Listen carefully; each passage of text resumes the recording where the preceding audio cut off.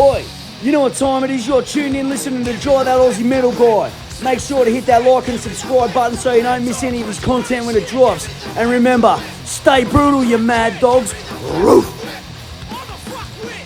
G'day, legends. How the bloody hell are you all going? It's Jaodae, that Aussie metal guy here with Crannk.com and with that metalstation.com. So no matter where you are in the world tonight, I'm getting to have a chat with Ryan from Black Throne Productions. Cheers for joining me, mate. Yeah, thanks for having me, man. Appreciate it. First off, dude, we'll just tell the listeners, man, who are Black Throne Productions and what are you doing over there, my friend?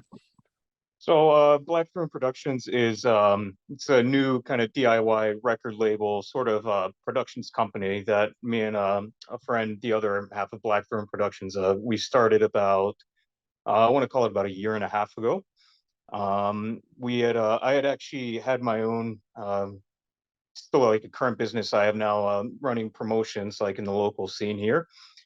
So we were already working with like a lot of bands, and we decided we kind of wanted to try to do like our own thing and see what kind of people we could funnel in from, people like who we're booking shows with. And normally we found we were just running into a lot of people who were kind of looking for recordings and kind of like, like release strategies and kind of like marketing plans, stuff like that. Just so happened that Zach, he's been doing like recording, mixing, mastering forever. So it kind of like just worked out nice that it was me being the promoter and him being kind of like the mixing, mastering engineer. I feel like we made a pretty good team there, and we just started getting involved in the community like a lot more. Just really, it was kind of like right on the, I guess, like the tail end of COVID, like when everybody was like really trying to get back out there and just go to like a bunch of shows. I remember like 3 months before the restrictions lifted here in Canada, me and him, like we were just texting back and forth saying like, man, we gotta go out to like a bunch of shows like once restrictions are lifted. And yeah, I guess we kind of, held to that and we just started getting really invested in it. And I think it was kind of like a self-fulfilling prophecy, I guess, in a way. And things just started to really take off from there.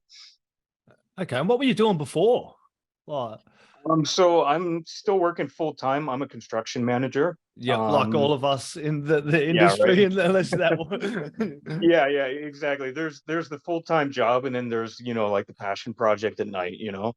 Um, so like before Black Throne, I was doing the promotions at Pale Horse Promotions. Um, that was something I had been into for about like 6 months before we decided to go off and do this production company record label thing. Me and Zach had worked together for years at this one construction company, and like most people in construction, we fucking hated our job, and it was just like, the same old like daily grind. And this was kind of something that we had like stored up in our brains for like years, and it was kind of building, but like we didn't really know, I guess, like what to do with it or how to do anything. And then we finally, my wife actually and another one of our friends, they were kind of, I think they were just fed up of listening to us talk about it, and they were kind of just like, just do it. Like, and we were like, okay, fine, we will. And yeah, here we are. I think that's the key. Just dive in there and start doing it if you've got that idea or you want to really work at something. When you started this coming out of that kind of COVID thing, did you see like you would have, I suppose, seen being in the scene like you are as well, seen that seen would have seen that there was a need for this coming out of COVID? Because I know what it was like over here in Australia. A lot of places kind of folded, stopped doing business or stopped doing anything like that. Yeah, And then a lot of venues started closing down and then bands were like, what the fuck are we going to do? How are we going to do this? exactly. Yeah, there was kind of like a gray area there where, Yep. because like here in Canada, the way they did the restriction lifting, they kept doing it like in phases. And it was never very, I guess it was just always kind of vague on what was happening. So like there was like a period between like, I want to call it July and December of 2021, Yep. where like things were technically quote unquote open, but at any given time they could kind of shut down. And I think because of that, a lot of bands and even a few promoters in the scene here weren't really booking all that much.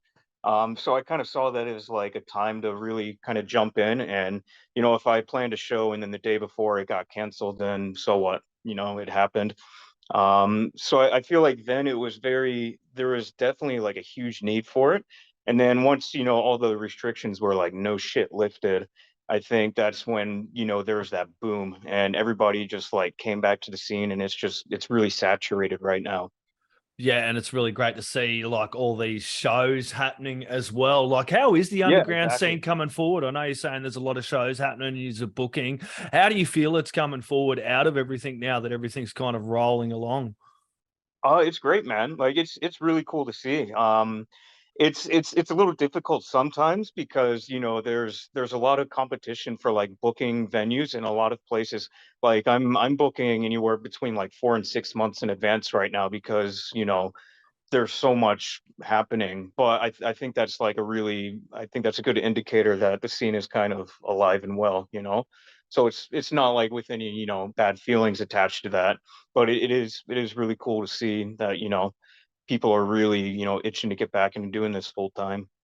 There's some great bands coming out of Canada, like in Yeah, general, there the really whole is, of man. Canada, the Toronto area, Yeah, Ontario. It's man. it's absolutely crazy the scene out there, man. Can you shout out to a couple of bands that you reckon we should go check out as well, dude? We'll jump Yeah, into I of course got to go right with Aawks. They're the first band we're working with, and Blackthorn Productions. They're they've kind of just really been hitting it off since their debut album release earlier in June.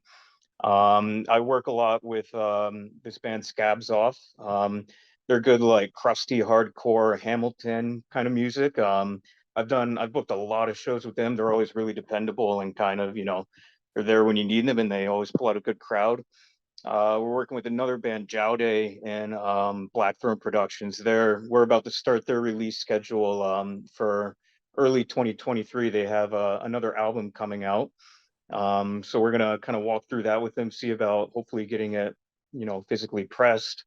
We work a lot with Sun Below. They're another really good band here in the scene. Just always bring out like a killer draw.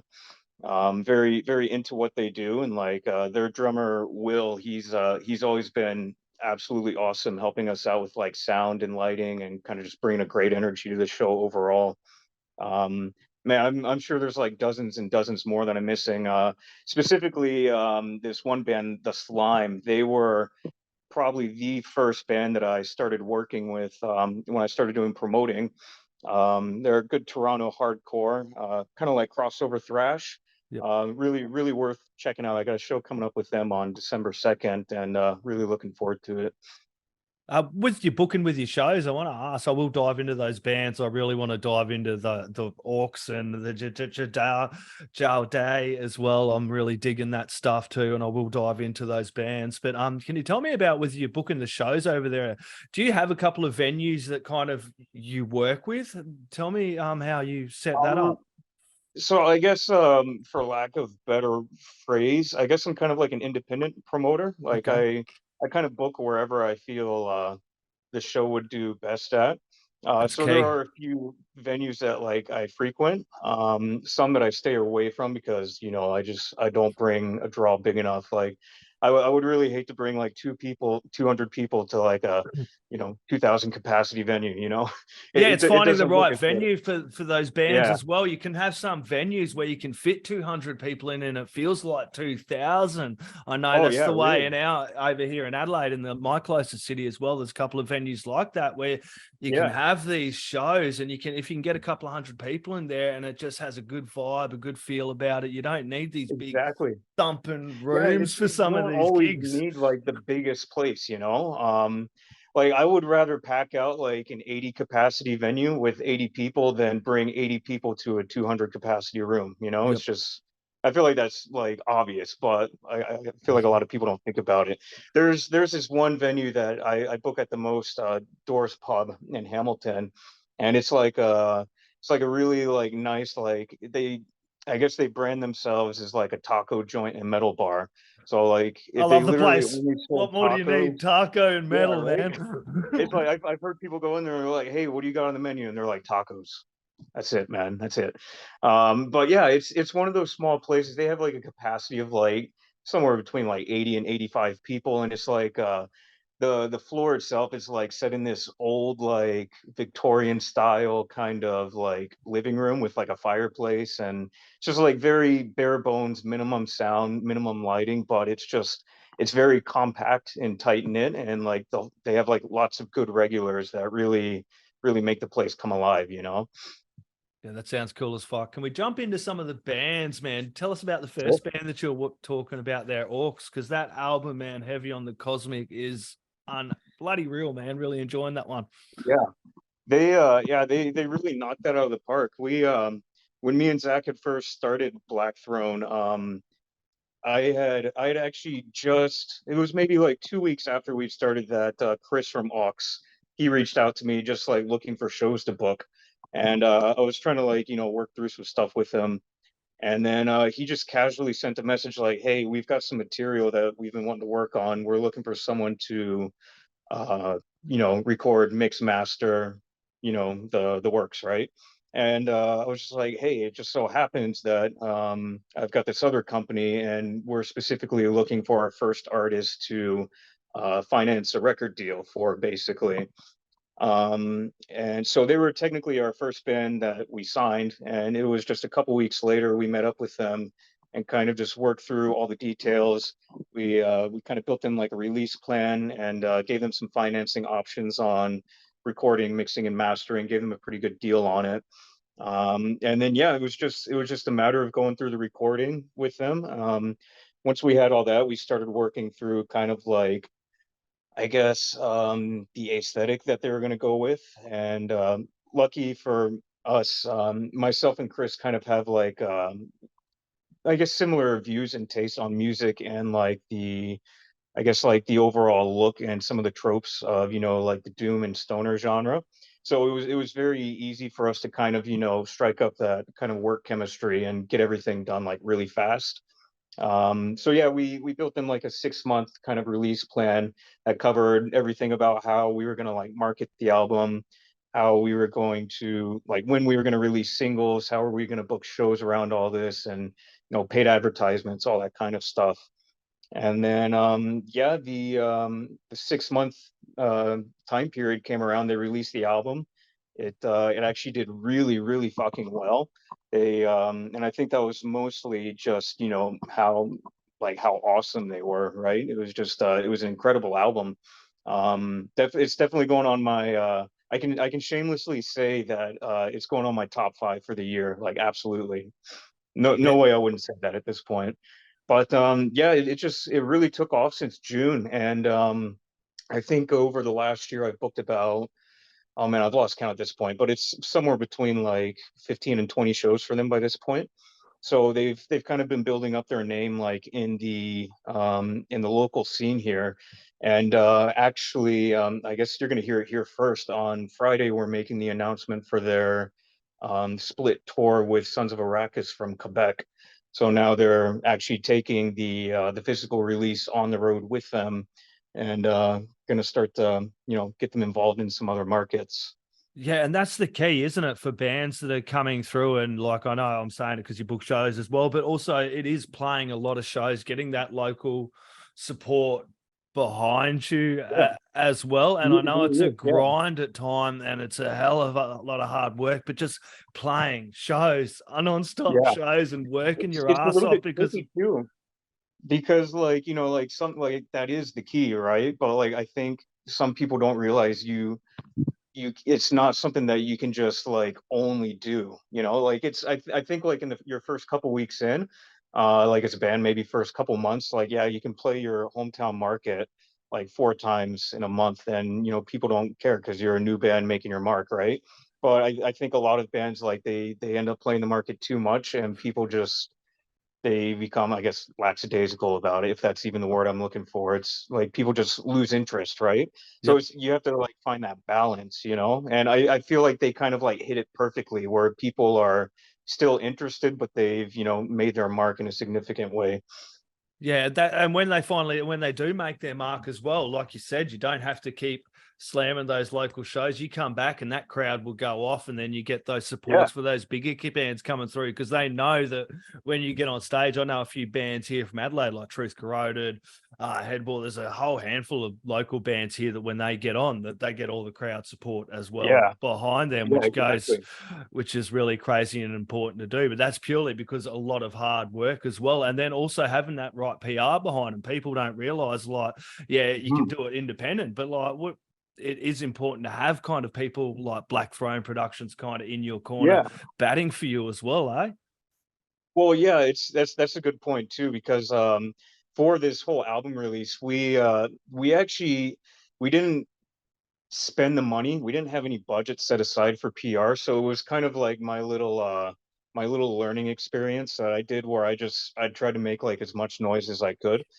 So just man, I sent out so many emails, like my fingers were numb. It was somewhere between like 100 and 120 emails to like just cold emails, people I had never really met before. And it actually did surprisingly well. Like they ended up getting like a lot of coverage just based off kind of my first, I would say maybe 12 to 16 hours of PR work that I did for them. And once we were confirmed that we were having the album release on vinyl, that's when I kind of met Curtis Dewar and started, seeing what he could help us with. And that's when things like really took off there. So it's just, having like, you can do like your PR like in-house and hey, it's the thought that counts, right? But like once you invest a little bit more, oh dude, it's been insane how much coverage they've gotten since they got involved with that guy. Yeah, and it's like, now we're sitting here on the other side of the world talking about Aawks as well and what you got going on Yeah, over exactly. there as well, man. So that one is really a great one to check out. You did mention that it's coming out on the vinyl as well, man. I love vinyl. I think Doom, Yeah, Stoner, Fuzz Metal, all that was just built for vinyl. I actually went back through absolutely. COVID and bought myself a little record player and started my Nice. vinyl collection as well, purely because listening to vinyl is a different experience, but Oh, listening it to is.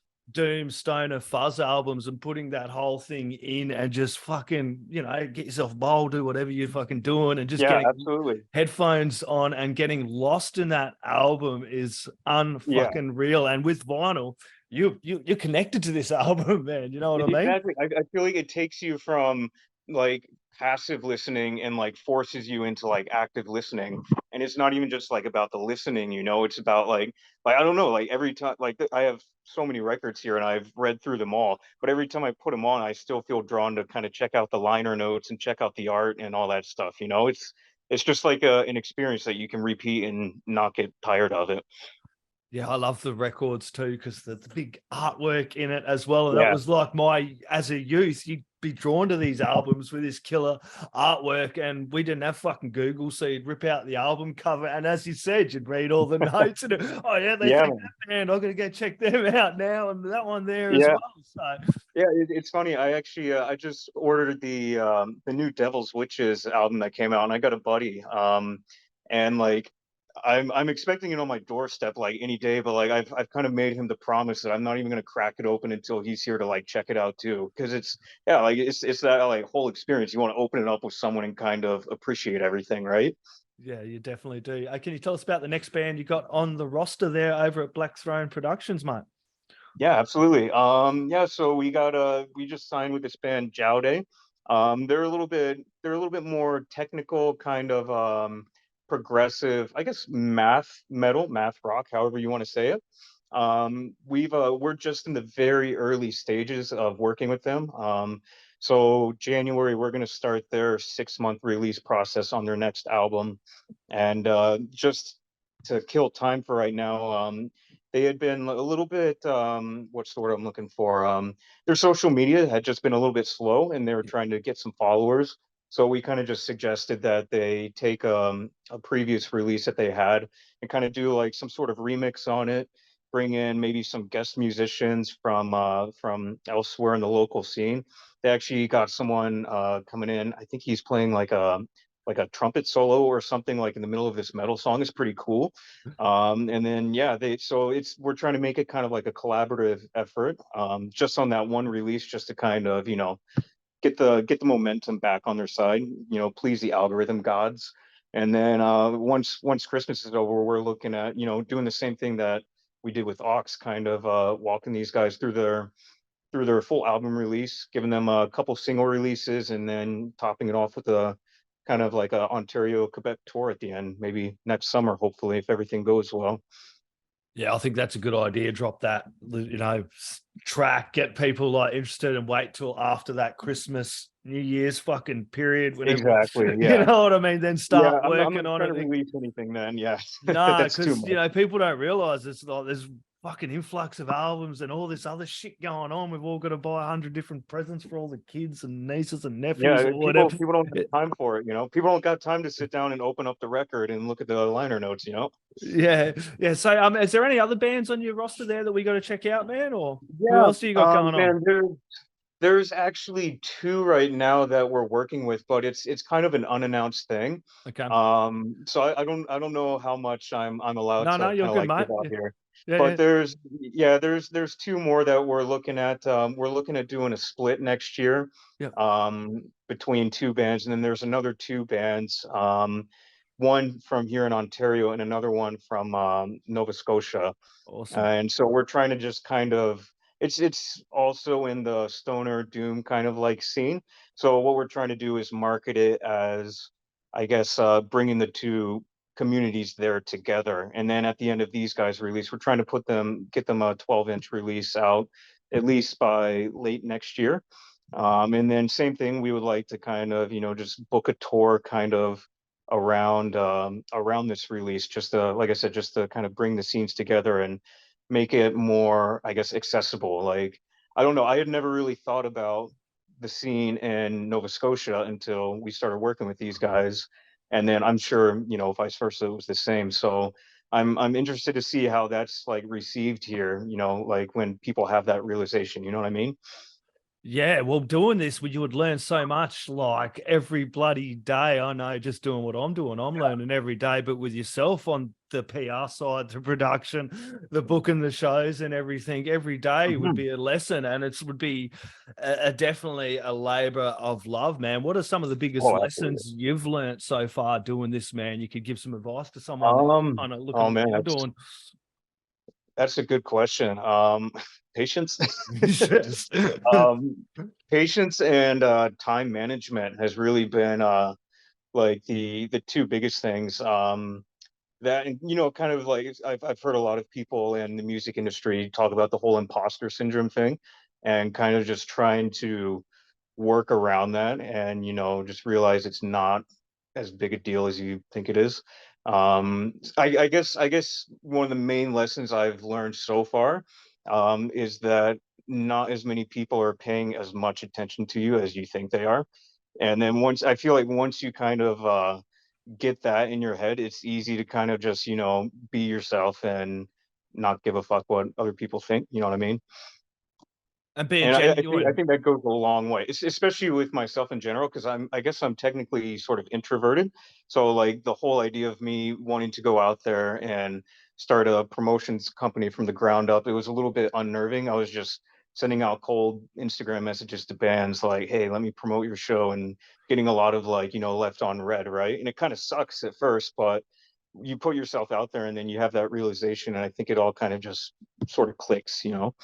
It definitely does click, Ryan. And it's funny that introverts like us are putting ourselves out there. A lot of musicians are Yeah, like that. A right. lot of people doing what you're doing as well. We're bad Yeah, introverts. it's kind of like a weird juxtaposition. Like you wouldn't expect it, but yeah, like I feel like most of the people I've met in the scene are highly fucking introverted.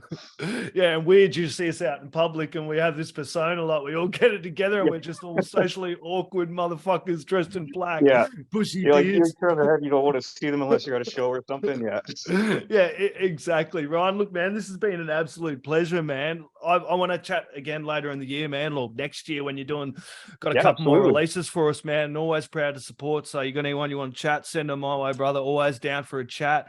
Do you have any last words, shout outs, thank yous, or anything else you'd like to add in there, my friend, before we sign out? Oh man, that's a good question. Well, I guess first, thanks for having me on, and purchase Heavy on the Cosmic when it drops December 2nd. Final copy shipping that date.